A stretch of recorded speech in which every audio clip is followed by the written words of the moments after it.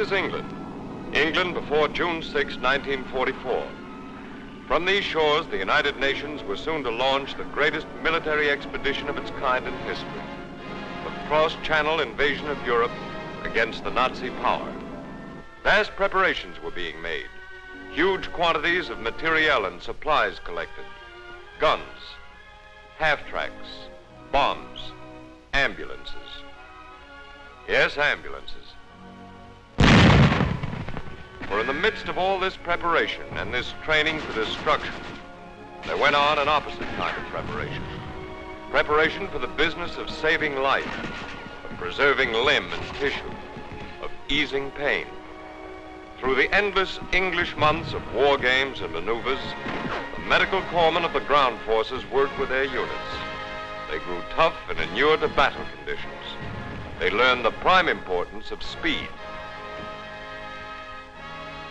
As the day drew nearer and the grand strategy was mapped, the Medical Corps drafted its plans to fit. The disposition of hospital facilities in England would be as follows. In the north, scattered over a wide area, the general hospitals, large institutions completely equipped for every type of medical service. A few miles inland from the south coast and spotted near railroads would be a series of transit hospitals through which would pass all the casualties arriving in England. Here they would be classified and routed to the various general hospitals in the north. And along the coast, close to the beaches and ports in each receiving area, there were to be holding hospitals, fully equipped for emergency surgery.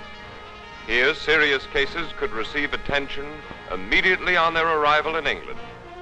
These were the plans, and this was the reality.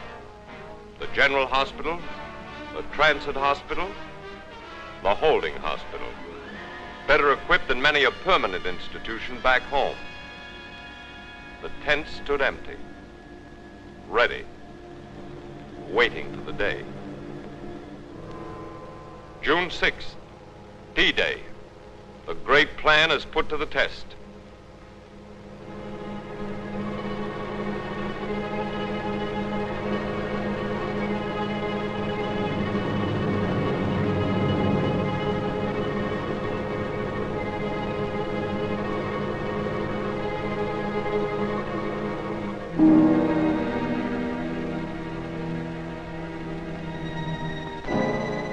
The enemy lies in wait, as determined to stop us as we are to land. First American soldiers hit the beach.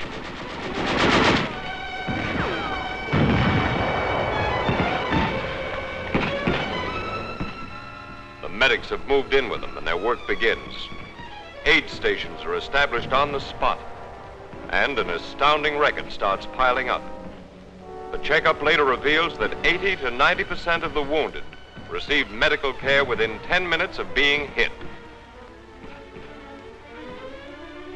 Immediately, the business of evacuation begins.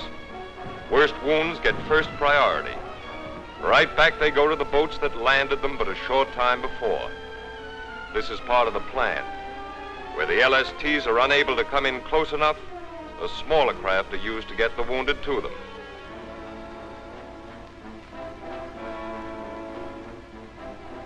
And so the ships receive their damaged human cargoes for the trip back.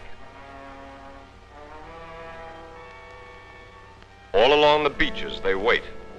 As the fighting develops, every means is used to hasten the removal of the wounded from the scene of battle. The jeep of all trades is pressed into service and proves itself again.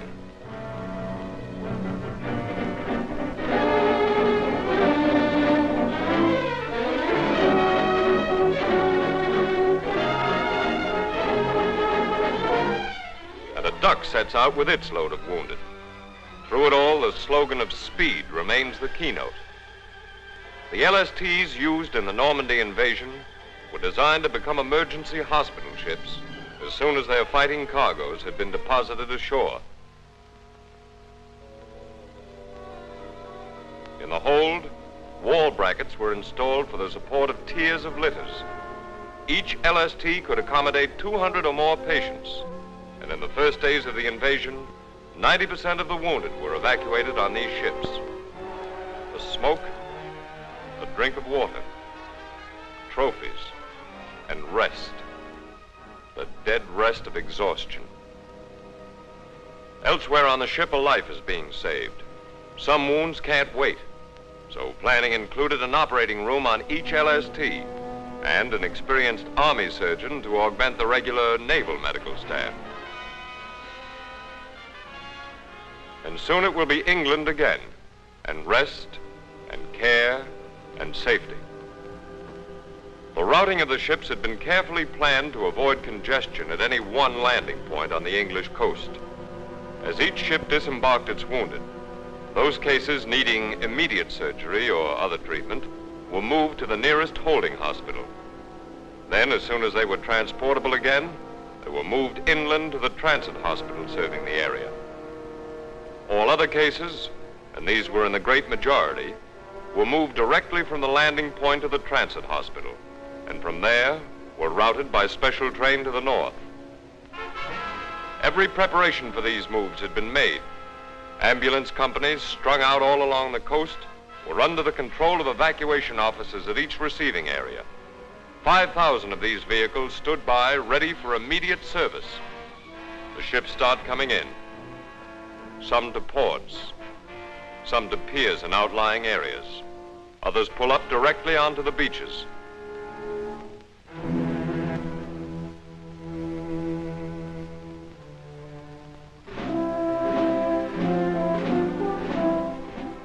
No time is lost in moving out the wounded. Specially trained sanitary companies take over the litter jobs and the business of unloading begins. Evacuation officers supervise. The disposition of each litter case has been decided.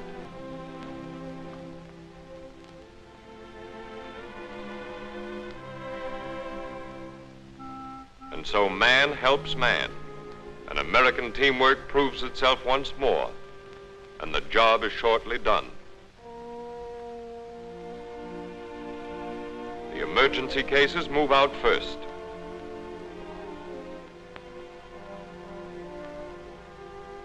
Often it's only a matter of minutes before a dangerous wound has been x-rayed, a decision made, and a patient readied for surgery.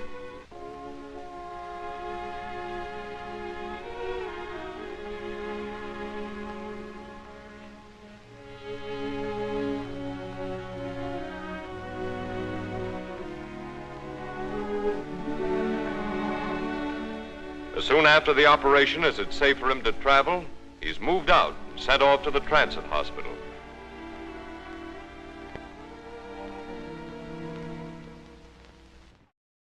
In Normandy, the fighting has moved inland. In the last war, when a soldier was wounded, he just had to watch and wait until an aid man found him. Now the order is reversed. The aid man does the watching and waiting, and is at the side of the casualty as soon as he becomes one. In addition, the American corpsman today, unlike his counterpart in previous wars, is qualified to administer morphine and plasma and to render numerous other services to the wounded. All this is making a vast difference in the saving of life. Some of the wounded filter back to the aid station on foot, but evacuation by walking and hand litter bearing soon gives way to the faster method of evacuation by jeep. The battalion aid station operates just behind the lines. Here the trained corpsman again demonstrates his value, taking over many jobs that the physician would otherwise have to perform. This frees the doctor's time for more detailed attention to the serious cases.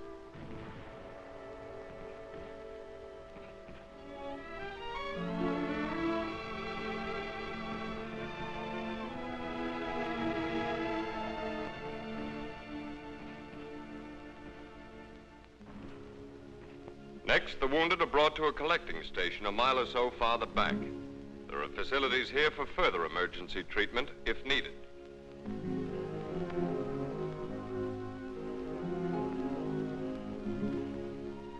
But the primary job is the transporting of the wounded with all possible speed to the clearing station.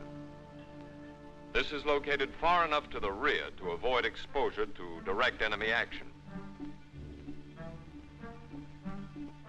Here, medical officers, expert in judging the condition of casualties, sort the patients and determine their disposition. Urgent cases needing certain specialized types of surgery are turned over to the field hospital, which is set up close by. The great majority of operations here are for perforating abdominal wounds and sucking wounds of the chest, like this one.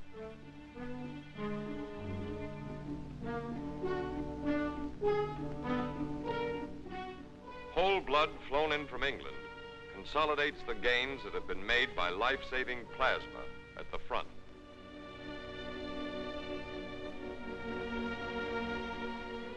On D-Day +4, the first evacuation hospital goes up in France. This is the largest and most elaborate type of tent installation used in the combat zone. Nevertheless, it's ready to receive patients within 30 minutes, and operating starts in 2 hours. 3 of them going on at once. Count them. Skilled Army nurses look after the patients, and there are such comforts as cots and mattresses and hot food. Many of the less seriously wounded will make complete recoveries here and report to replacement depots in a matter of days. But cases requiring prolonged periods of convalescence are sent back to England. Plane evacuation, expected to begin about D-Day +7, has actually begun on D-Day +3. Within a fortnight, we're flying out more than 1,000 wounded a day, and sea evacuation has been almost entirely supplanted.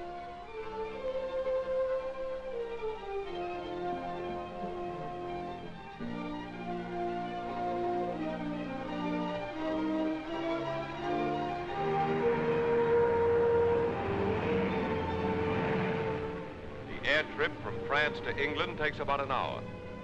Speed has won another triumph, and it becomes a common occurrence for a soldier wounded in France in the morning to be resting in a general hospital in England by evening.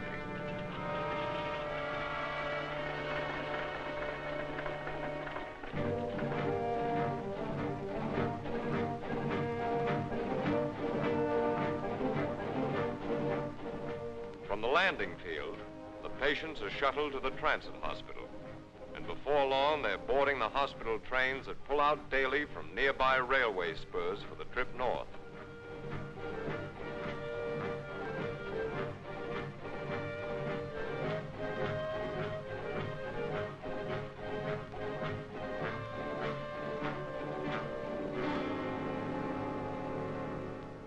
And the last leg of the journey begins.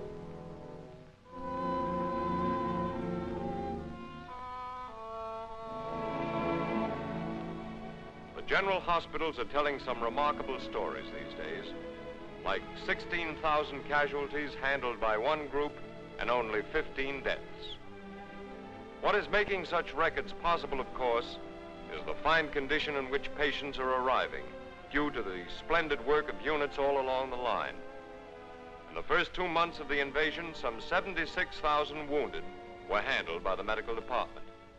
In World War I, 8% of these men would not have survived. Today, less than 3% are being lost. And many who would have been invalided for life will be totally healed. So the careful planning of months bears fruit. And men who knew the battlefield but a few short hours back, knew the pain, the suffering, now know the care, the comfort, and the hope that the best in modern medicine can bring.